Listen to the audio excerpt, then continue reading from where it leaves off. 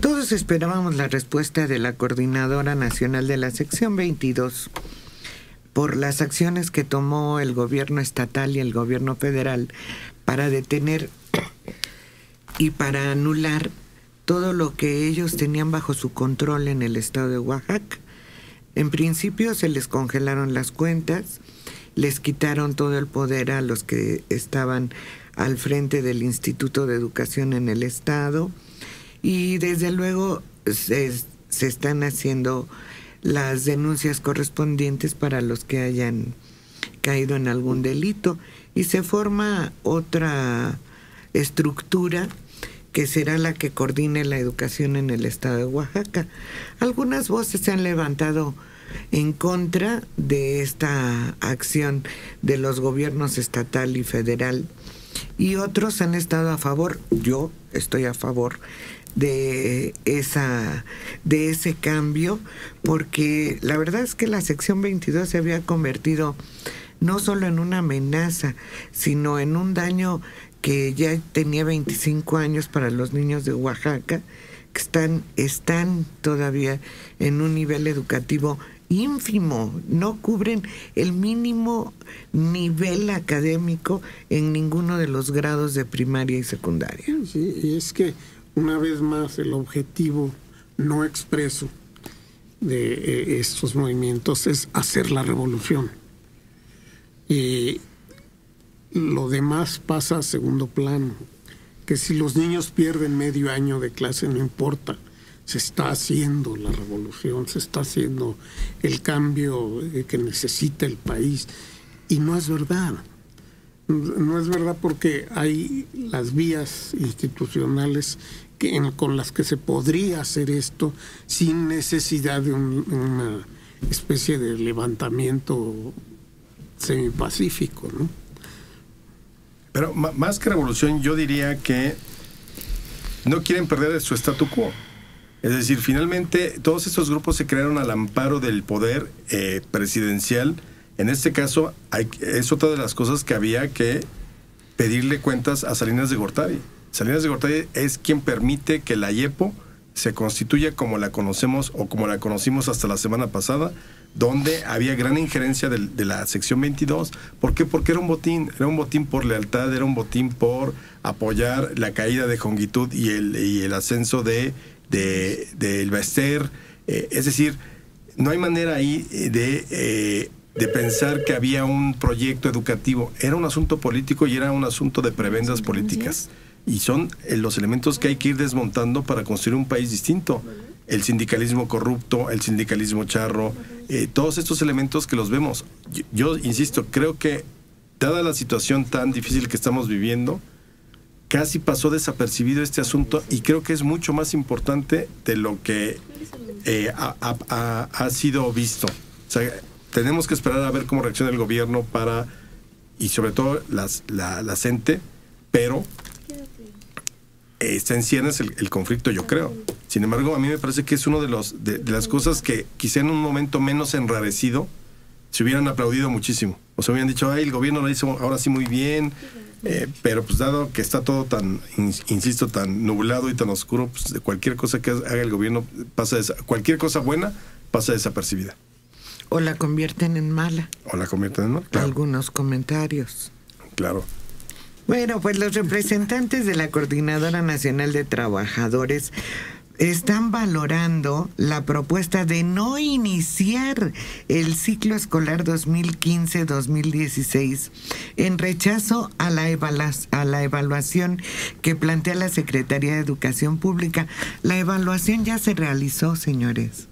Ya se dieron los resultados y están en proceso de asignar las plazas a quienes las obtuvieron, que por cierto solo resultaron idóneos el 52 o 53% de los maestros que presentaron su evaluación para puestos directivos, tanto en primaria como secundaria.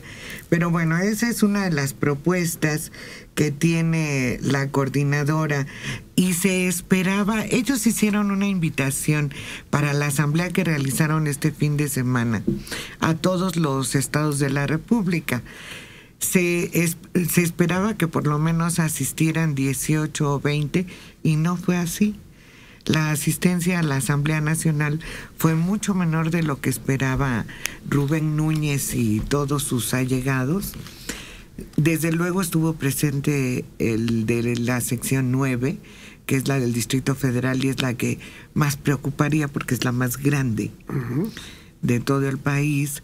Estuvo Michoacán, Guerrero, Chiapas, Veracruz, pero no hubo la respuesta que ellos esperaban. Y es que ninguno de ellos tiene realmente el control del instituto o la Secretaría de Educación de cada estado, cosa que sí tenía Oaxaca. Entonces simplemente no hay una amenaza pendiente sobre ellos como la que afectó a la CENTE de Oaxaca, a la sección 22. Sí, porque la coordinadora en el Distrito Federal sí tiene la sección 9, pero no tiene el control sobre todos los maestros ni del presupuesto. Entonces, para ellos les sorprendía que haya durado tanto esta situación tan especial en Oaxaca. Pero es impresionante el monto de las cuentas que les congelaron. ¿Verdad? Impresionante, es casi un crimen de lesa humanidad. O sea, verdaderamente te das cuenta de cómo el viejo sistema arreglaba la lealtad hacia el sistema. O sea, eso no tiene que ver con la educación, o no tenía que ver con la educación. Estos grupos que se han creado alrededor de la CENTE, que son grupos gangsteriles que sacan provecho de los recursos que le da el gobierno. Nada, no está de por medio de la educación, ni un proyecto educativo, ni un interés. Yo les aseguro que si los profesores, en vez todas estas horas que han pasado aquí en México, en sus plantones, en el Zócalo, en el Monumento a la Revolución, en la Plaza de la República, si eso lo hubieran dedicado a estudiar, hubieran pasado muy fácilmente un examen, sí, que era complicado, que en computadora, como haya sido, lo hubieran podido pasar. Es decir, creo que aquí ha habido muchos pretextos y nuevamente se creó un monstruo. El sistema político priista del siglo XX creó un monstruo que ahora no saben cómo pararlo. Y ese es un golpe a ese monstruo, en este caso el de la educación. Vamos a ver qué tan fuerte es la CENTE como para organizar un paro de labores educativas una vez que inicie el ciclo. Pero yo creo que ya también hay muchos maestros cansados de ser rehenes de los propios pseudo maestros. Los mismos oaxaqueños, los maestros oaxaqueños. Lo hicieron tantas veces, con tal violencia, que se perdió la efectividad. Porque además perdió el poder de convocatoria. Porque además dijeras, bueno, hoy vemos unos maestros mucho más preparados, con un nivel económico mucho mejor para que estén más tranquilos. No, quienes se benefician siguen siendo las cúpulas de estos movimientos. El maestro rural apenas puede comer, no tiene un buen salario, las instalaciones donde trabaja son terriblemente malas, los estudiantes desnutridos, es decir, están en el mismo problema los maestros y los alumnos, pero los verdaderos maestros, no esos lidercillos corruptos que han ido empantanando todo lo que son las estructuras políticas del país. Muy bien. Y les dolió tanto el que les congelaran las cuentas y les quitaran el manejo de los recursos, que los líderes de la sección 22 están pasando la charola y están pidiendo que cada maestro de Oaxaca coopere con 20 pesos para financiar la dirigencia. La cuota impuesta a los más de 81,000 maestros oaxaqueños podría arrojar, si los maestros dan esos 20 pesos, 1,600,000 pesos, porque estos 20 pesos no son por una vez. Y lo que a mí me parece es que los maestros debieran tomar conciencia de lo que en verdad han obtenido durante estos años. Han obtenido quizá alguna cuota por venir al Distrito Federal o por suspender clases, pero eso no les da ninguna garantía en beneficio de su sueldo, de sus ingresos como maestro. Y han puesto en peligro su fuente de trabajo. Claro. Cada vez más. Porque la lealtad que esperaba Salinas obtener de estos grupos nunca nunca se materializó. O al menos le funcionó en su sexenio, pero dejó vivo a la serpiente de 7 cabezas. ¿Quién financia estos grupos aquí? Es decir, ¿cómo pueden estar 6, 7 meses, campamentos enteros, aquí sin que nadie diga nada? Número 1, no hay aplicación de la ley. Y número 2, en términos económicos, ¿cómo sobreviven? Hay dinero que se les está dando para eso. Y que es exactamente no se debe de utilizar para eso. Y no vamos a salir de este atolladero hasta que no haya alguien que decida, le vaya como le vaya en las encuestas, aplicar la ley. Como dice la ley, ni más ni menos. No tienes que traer al ejército de Estados Unidos ni una invasión. Aplica la ley como te lo permite la ley. Pero aquí parece que es mejor la encuesta con miras al 2018, que ya se nos adelantó. Y ya habíamos comentado que López Obrador apoyaba el movimiento de la coordinadora, y este fin de semana René Bejarano, líder de la corriente de Izquierda Democrática Nacional y del Movimiento Nacional por la Esperanza. ¿Qué movimiento es ese, Mario? El de las ligas. Ay, Dios mío. Manifestó también su rechazo a la embestida del gobierno federal contra el movimiento democrático magisterial. Señor Bejarano, esto no es movimiento democrático. No, y además, ¿quién está pidiendo eso? ¿O quién está diciendo, Bejarano, por favor, con qué calidad moral puede René Bejarano hablar cualquier cosa? Sí, claro. A ver, acordémonos de qué tipo de rufián es. No, y además, ¿qué es lo que implica? Que están de acuerdo ellos que sea siempre el sindicato el que maneje los recursos de la educación en cada estado, porque eso es lo que implica, ¿no? Este despojo que se le hace al sindicato. Bueno, lo están poniendo en igual situación al sindicato de Oaxaca que al resto de los estados. O ellos, estando en el poder, le entregarían el manejo presupuestal a la sección sindical de cada estado. Y espérate, claro, Mario, este fin de semana se dio a conocer que hay un bache del tamaño de la mitad del estado de Guerrero en el presupuesto de Guerrero a causa de la creación de más de 3,000 plazas. Ah, sí, que tuvieron por obligados, casi pistola en... Sí, y el bache económico es superior a los 12,000 millones de pesos. Sí. Entonces no solo era Oaxaca, también en Guerrero había un desvío de recursos enorme por el mal manejo del presupuesto que se asignó a los estados para educación. Con tal de mantenerlos calmados, cosa que no hicieron. Pero el problema es ese, o sea, el gobierno actúa a favor de ese tipo de grupos para que no les creen problemas. Sí. Y el gobierno local, me refiero, no tiene que ver ahorita en este momento el federal. Peña Nieto. Son los gobiernos locales.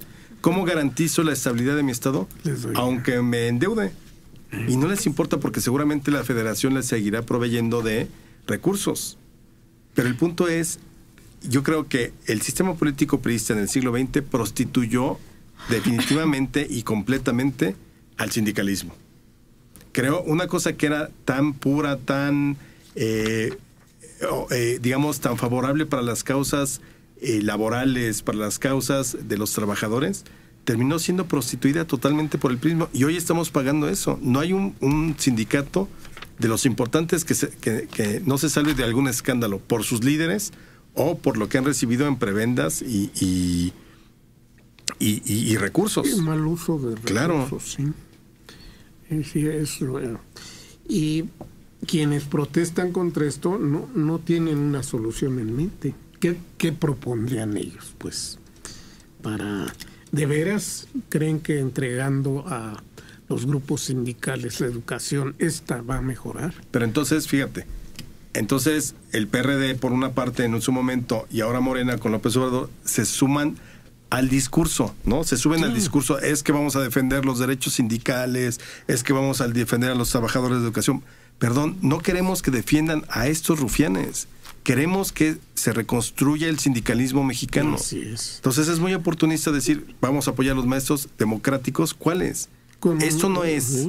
Apoyen a los maestros que dan clases, a los maestros que se organizan para no faltar a sus escuelas, no a estos lidercillos corruptos. Un sindicato democrático es aquel que consulta con sus bases y que elige a sus dirigentes en consultas periódicas, ¿no? No simplemente se designa y este es el ad eternum quien va a mandar. Los líderes mexicanos generalmente duraron más que Porfirio Díaz en el poder, imagínate. O sea, estamos... Pero además lo más ofensivo para todos nosotros es que muchos de esos líderes llegan para destituir a otro que se ha mantenido en el poder por años y prometen más democracia al interior del sindicato y se convierten en líderes eternos. Ahí está el de teléfonos. Claro. Que llega con esa bandera de no permitir la reelección de los líderes anteriores. Y se quedan ahí hasta que se mueren. Sí. Pues ¿cuántos no llevaba la maestra Elveser? Sí, claro. Y bueno, y Petro con Jongitud también tenía ya... Sí. No, por eso yo insisto, aquí en México se prostituyó el sindicalismo. Y ahorita estamos prostituidos en un sindicalismo prostituido. No hay manera ahorita. ¿Cuánto tiempo lleva ya el de Pemex? Otro. Y además han pasado escándalos por él, ida y vuelta. El Pemex Gate, el de su hija viajando en un avión con su perrito y saliendo las fotos. No, una cosa increíble y no hay quien los pueda tocar. Sí, no, es que la verdad es que el sindicalismo en México perdió el camino desde hace muchos años y no ha habido gobierno que pueda meterlos en orden. La coordinadora no ha podido obtener su registro porque todavía el CENTE tiene un gran poder, pero estuvo a punto de que se le diera la validez. Hasta ahorita es una organización ilegal. Informal, más que ilegal. Por lo pronto, el gobierno del estado de Oaxaca blindó el lugar en donde se realizan los festejos de la Guelaguetza. Militares, policías federales, la gendarmería, cuerpos de seguridad estatal y municipal patrullan las calles de la ciudad y mantienen estrecha vigilancia en el Cerro del Fortín, en el auditorio de Guelaguetza, para que pueda realizarse toda la fiesta tradicional de Oaxaca y sus más de 128,000 visitantes puedan visitar con toda calma los festejos durante esta semana, porque una de las amenazas, y ya lo cumplieron en una ocasión, ya hace años bloquearon estos festejos y estamos en espera de ver cuáles son las otras acciones que realizarán, porque aquí su famoso campamento el sábado tenía 10 habitantes. Sí, ya perdió todo el vapor que había logrado acumular. Y hay que estar atentos en Oaxaca porque hoy es dentro de la Guelaguetza, lunes del cerro, ¿no? Es el segundo, me parece. El segundo lunes del cerro, entonces se podría prestar ahí algún tipo de... Por eso yo creo que van a llenar el Cerro del Fortín con la Policía Federal, la Gendarmería, el Ejército. Sí, pero ni modo, se tienen que tomar las precauciones correspondientes y evitar que sigan cometiendo atrocidades estos grupos. Aquí es donde si no se faja el gobierno de Gabino Cue, a esto se lo lleva el diablo. O sea, porque nuevamente habría demostrado la gente que es más poderosa que el gobierno local. O sea, yo creo que aquí sí, por como se dieron las cosas la semana pasada al disolver la IEPO, a mí me indica que el gobierno está dispuesto a ir hasta las últimas consecuencias. Voy derecho, no me quito, como dice el juego infantil. Lo llaman traidor, pero ¿traidor a qué? Tenían el pie en el cuello. Sobre él no lo dejaban funcionar. Y él había heredado el problema, pero no había tenido la fuerza necesaria para detener toda... Sacudirse, o por lo menos actuar en igualdad de circunstancias, acordando de una manera cordial, si se supone que eran correligionarios, ¿no? Claro. No, era imposición a él. Oye, yo soy tu amigo, no importa, cerramos esto o hacemos lo que queremos.